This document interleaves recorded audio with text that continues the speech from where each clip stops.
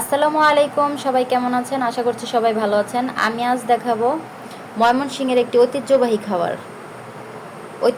খাবার তৈরি করতে লাগবে আমাদের ধান। বৈশাখ মাসে যখন নতুন ধান কাটে, সেই নতুন ধান থেকে কিছু ধান নিয়ে নিয়েছি। এগুলাকে ভিজিয়ে কলাপাতায় প্রসেসিং করে 2-3 দিনের জন্য রেখে দিতে হয়। আমরা চলে এলাম 3 দিন পর। এখন এগুলো কলাপাতার প্যাঁচগুলো খুলে নেওয়া হবে। দেখি ধানের কি অবস্থা।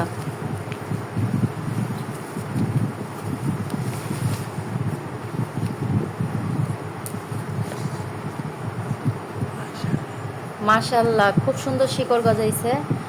ধানগুলো ভিজিয়ে রাখার পর এরকম হয়।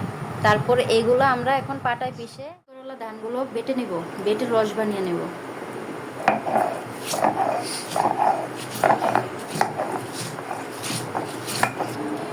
এখানে আমরা আতপ চালের ভাত বসাইছি। বগনি রান্না করতে আতপ চালের ভাত রান্না করে নিতে হয়। ভাতগুলো আমরা 99% সিদ্ধ করে নেব।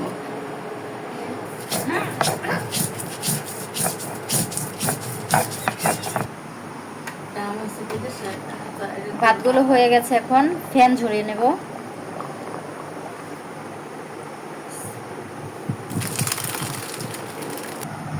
ভাতগুলো আমরা ছেনিতে ঢেলে নিয়েছি, এখন নেড়ে চেড়ে ঠান্ডা করে নেব।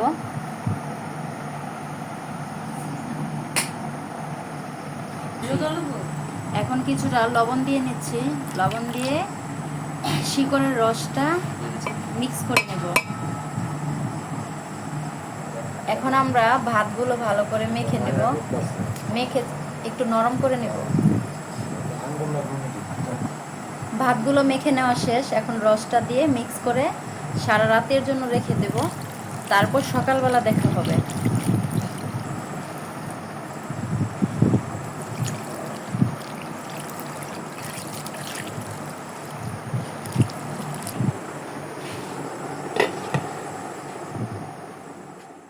ঠিক এরকম দেখা যায়। কেউ আবার ভুল করে ভাববেন এটা পায়েস। এটাই সেই বগ্নি। এটা অনেকটা খেতে টক টক দইয়ের মতো। আমাদের ভিডিওটি যদি ভালো লেগে থাকে, লাইক, কমেন্ট এবং সাবস্ক্রাইব করবেন। আল্লাহ হাফেজ।